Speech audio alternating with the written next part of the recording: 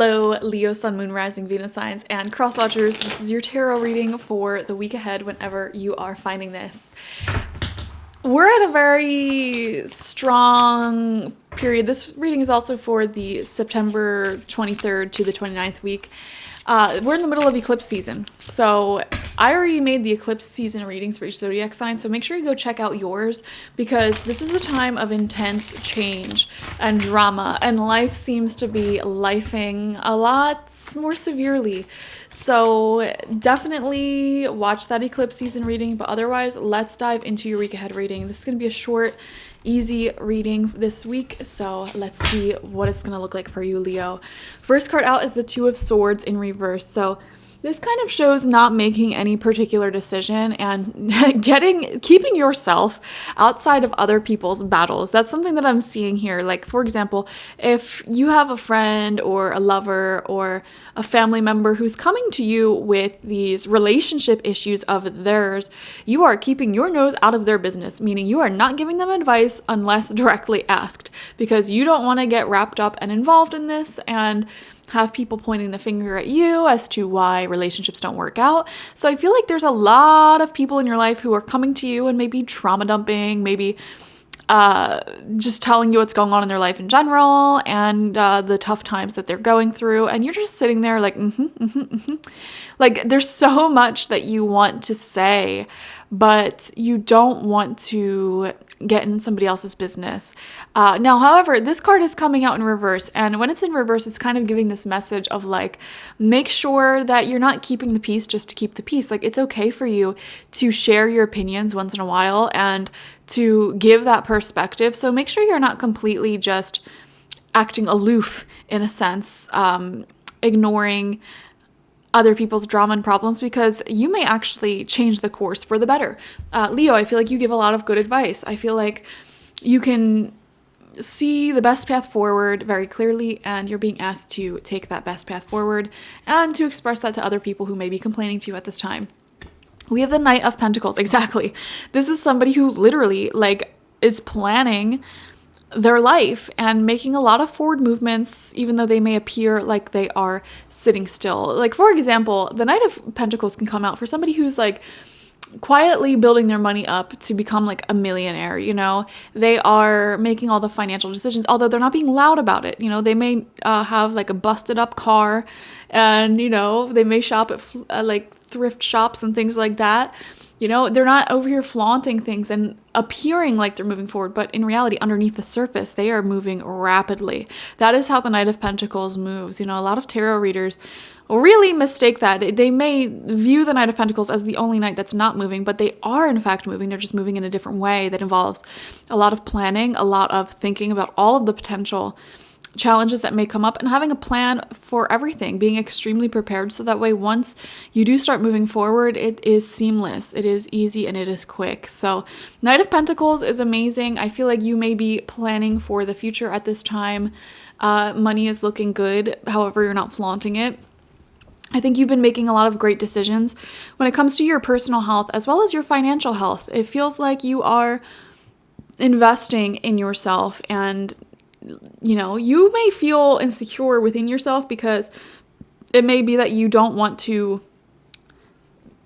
get all the things you want to get or show off or anything like that. And you may be looking at other people who have great cars and great wardrobes and all that, and you're like, why don't I have that? But in reality, your finances or your health or your fill in the blank may be a lot better. Am I making sense? It's like, I feel like you're a lot better off than you realize, and don't compare yourself to other people who may be flaunting, because you have no idea what their situation really looks like from within, okay? Then we have the Knight of Wands coming out right next to that Knight of Pentacles. I love two knights upright next to each other because it shows being on the same page as somebody and both wanting to move forward in the right direction. And the Knight of Wands is you.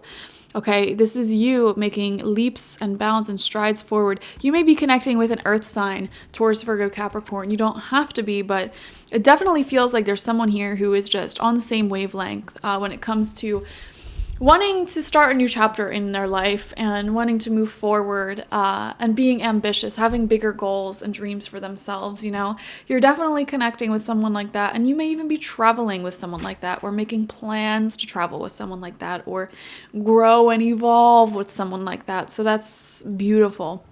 Second row of cards out, Three of Swords, right underneath that Two of Swords in reverse. Yes, guys. See, this is a natural progression. If you ignore conflict in the name of keeping the peace, you're actually choosing internal violence. If you're keeping your mouth shut in order to mind your business too much, it can very frequently lead to heartbreak. Wow. If there's a friend in your life, for example, that is making really, really bad choices, or you just desperately want to give them advice, but you want to respect their autonomy and respect them to make their own decisions. Occasionally it is good to open your mouth up and really tell them how you feel, give them an intervention or give your opinions or some advice, even if they don't ask for it. Once in a while, you really should do that. If somebody's your friend and you see them making bad decisions and you just keep your mouth shut, yeah, I get it. You don't want to impinge on anybody's free will as an adult, but at the same time, it's okay to share your opinions once in a while. And especially in personal relationships, if something is bothering you and you don't talk about it because you don't want the conflict, oh my gosh, that is so unhealthy. I'm going to be honest with you, that's very unhealthy. Just keeping that peace, just to keep the peace, just because it's conflict avoidance, which is a really horrible foundation to build a relationship or a friendship off of. That is a relationship that's gonna crumble eventually if you keep avoiding conflict avoidance, or if you keep avoiding conflict. There you go. The Hermit in reverse right next to that Three of Wands, or Three of Swords, sorry. Yeah. Yep. I'm going to be honest with you, Leo. Some of you may be losing someone in your life this week, or potentially dealing with a heartbreak where you feel lonely or cut off. And the reason why is because you are not sharing your thoughts and feelings appropriately, or at all. People may feel like they barely know you, or why didn't you speak up sooner if you had an issue? You know what I mean? So those types of things I would pay close attention to if I was a Leo. It's time to speak up is what it feels like. If something's bothering you, speak about it, talk about it, get the closure you need. And then final card, yep, Two of Cups in reverse. Yeah, Two of Cups in reverse next to the Hermit card, which is next to the Three of Swords, which is underneath that Two of Swords in reverse. Yeah, there's a connection that seems to be coming to a close this week. And the reason being... And you know what? Actually, Leo, for some of you, it could be that someone else was not keeping... Or somebody else was not... Somebody else was avoiding conflict as well. It could be you, it could be somebody else, whatever the case may be. But with Two of Cups in reverse, this shows a connection ending due to an imbalance here. One person being honest and open and trying to fight for the relationship and talk through the issues, and another person trying to avoid said issues. It's not a good, healthy foundation for a connection. And as I mentioned previously, all connections like that crumble, and we see a relationship crumbling. But the weird, funny thing is that there are also great connections and relationships in your life where you are on the same page. So you're definitely not alone.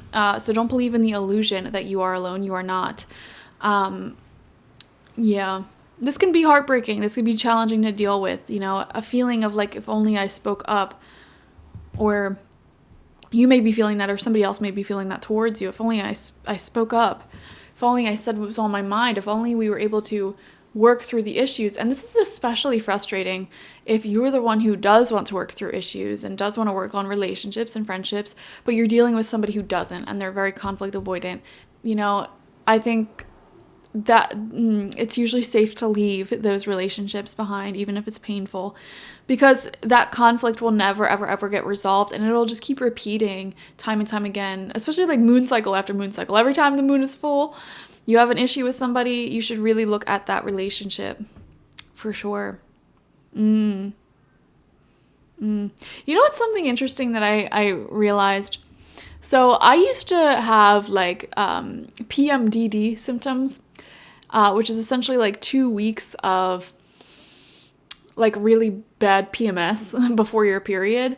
And I was trying to uncover like the spiritual, the energetic roots within that, beyond the physical reasons why that happens.